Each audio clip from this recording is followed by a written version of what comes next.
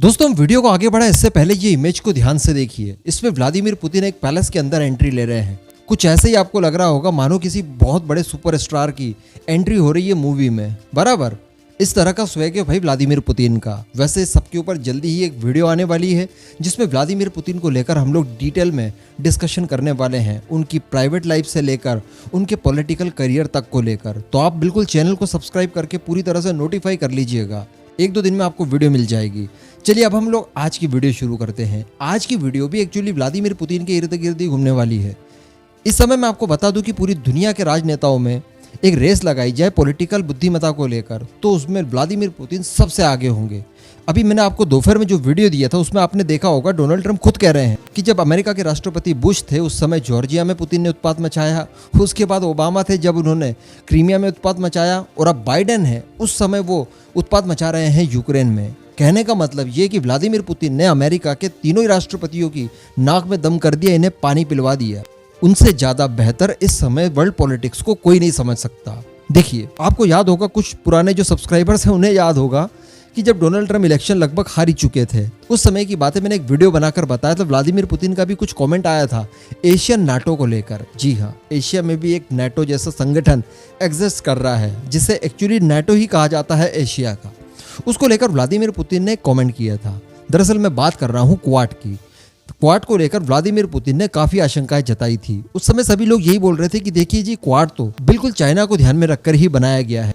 इसी के साथ साथ इसमें भारत है, तो अगर क्वाड के अंदर कोई एंटी रशिया एक्टिविटी होती भी होगी तो भारत उसे नहीं होने देगा।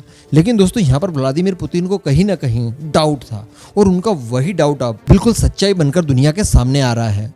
दरअसल व्लादिमीर पुतिन को पहले से ही पता था कि अगर अमेरिका स्क्वाड में शामिल है इसका मतलब ये चाइना के लिए तो बना ही बना होगा, लेकिन जरूरत पड़ने पर एंटी रशिया मूवमेंट के लिए भी क्वाड का इस्तेमाल अमेरिका जरूर करेगा। और अब यही चीजें एक्चुअली सामने आ रही है। मैं आपको बता दूं कि आज होनी है क्वाड की एक मीटिंग और यहाँ पर सबसे ज्यादा प्रेशर बनाया जा रहा है भारत के ऊपर। मैंने आपको रशिया यूक्रेन युद्ध शुरू होने से पहले ही बता दिया था कि क्वाड को लेकर भारत के ऊपर दबाव बनाया जाएगा, यानी जो क्वाड कंट्रीज है वो भारत के ऊपर दबाव बनाएंगी और रशिया को किसी न किसी तरह से कंडेम करने के लिए भारत को मजबूर किया जाएगा। और एग्जैक्टली कुछ इसी तरह की चीज़ें अब हो भी रही है।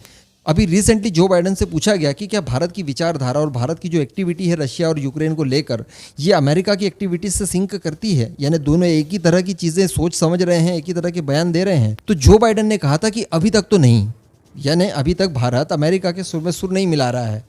अमेरिका सहित पूरी जो क्वाड कंट्रीज है ये लोग रशिया को कड़े शब्दों में कंडेम कर रहे हैं, लेकिन भारत ने अभी तक कंडेम नहीं किया है। दूसरी बात, यूनाइटेड नेशन में जब भी वोटिंग हुई है कुल 3 बार हो चुकी है, तीनों बार भारत एब्सटेंस रहा है, यानी भारत ने रशिया के खिलाफ भी नहीं गया और रशिया के पक्ष में भी कुछ नहीं कहा और शांति की अपील लगातार कर रहा है।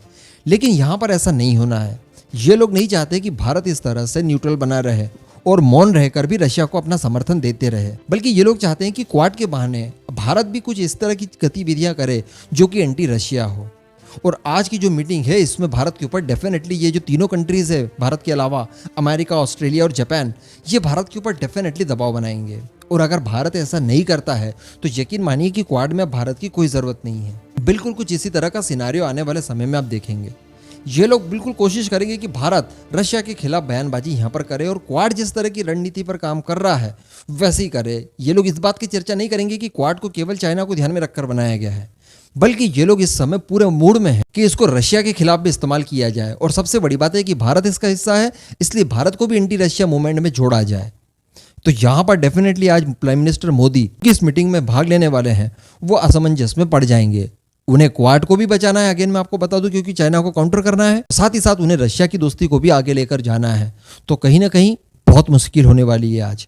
वैसे इस पूरे मुद्दे पर आपका जो भी मानना हो आप मुझे जरूर बताइएगा अपना ओपिनियन कि क्या यकीनन इसके बाद भारत रशिया को कंडेम करेगा या फिर भारत अपने स्टैंड पर कायम रहेगा। नीचे कमेंट जरूर कीजिएगा।